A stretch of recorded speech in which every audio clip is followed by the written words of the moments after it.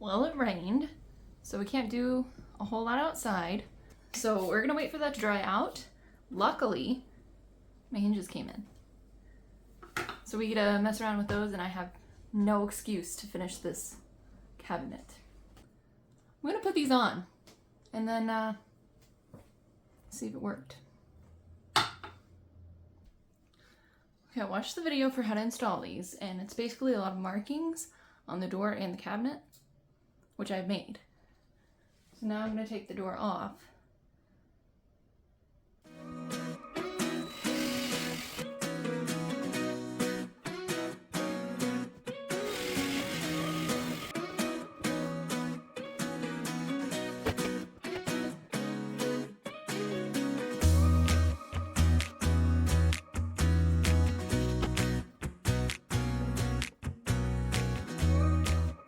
Had to take that drawer out before I get to this. We just shift everything up, like, let's see.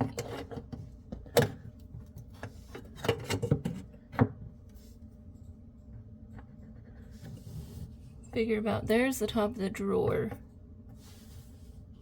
Then we want it to be up here about. So let's make that this hinge.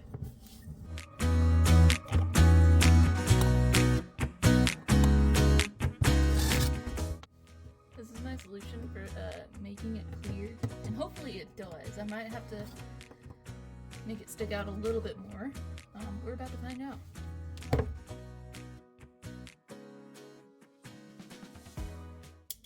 Oh, they're backwards.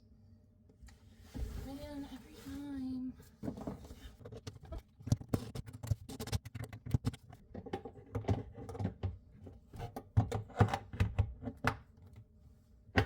Oh, hey. Well, when you put it on the right way, things actually work. Okay, wait. Let's do this together and see what happens, and see if I have to move my drawers back.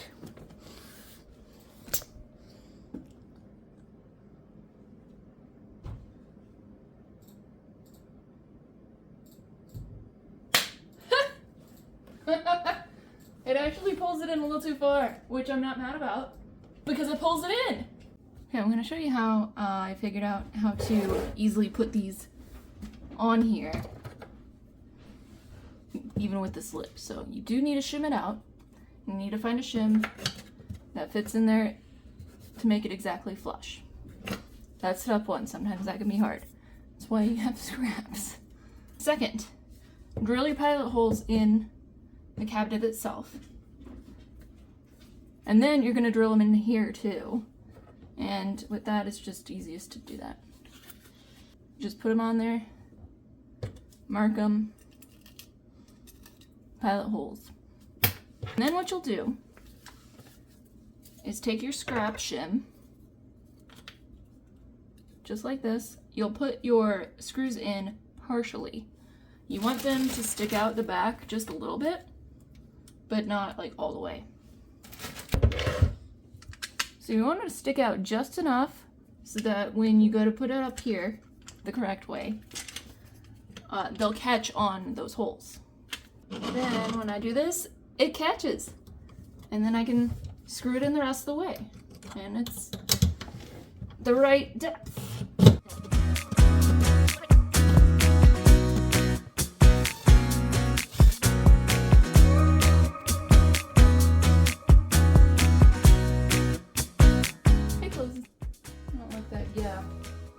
But I'll probably just have to shave some off of this to make it match. This took longer than I thought it would.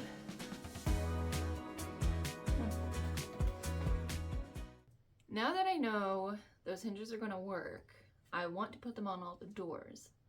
But I don't want to have to measure every single time, so I'm going to make a couple templates. And then I should just be able to hold these up, mark, and then drill. I've got my instructions written down here, and so I'm just going to follow them as if I were marking these on the cabinet itself. For the door, it's 3, and I have to figure out which is the top and bottom. I have to mark everything.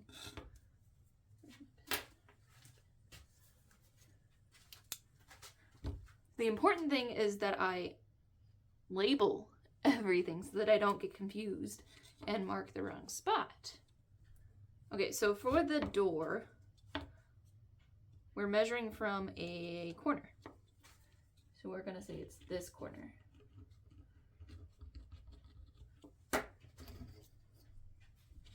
And it will be 3.5 from the top or the bottom, which will be this. And then 7/8 from the side.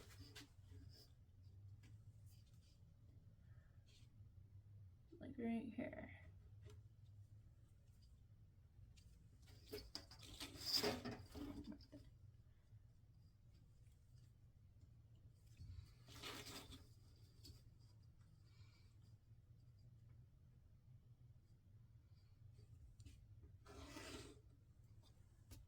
Three and a half. That is where my hole will be. So top or bottom. And then I can just hold it up to the door, mark my hole, drill it out. Same thing, just different marks. For this one, I'm gonna say this is the top or bottom.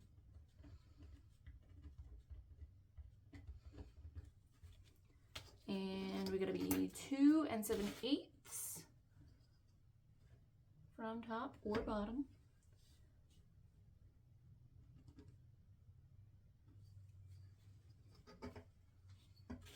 Gonna mark it over here so I have a straight line. And then we're gonna go out 1 1/4 from that mark.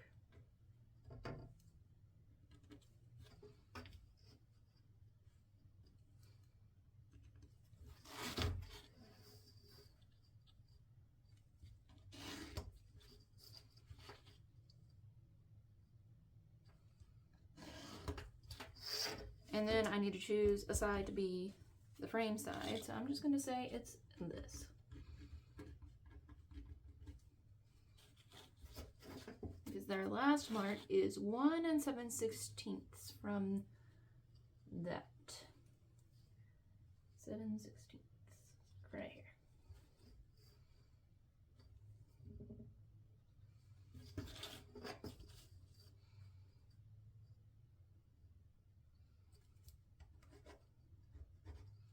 And those are my 2 marks. So I'm gonna drill holes in these where I'm supposed to, and I will be using these for the rest of the hinges, and it should hopefully make my life a lot easier not having to measure every single one.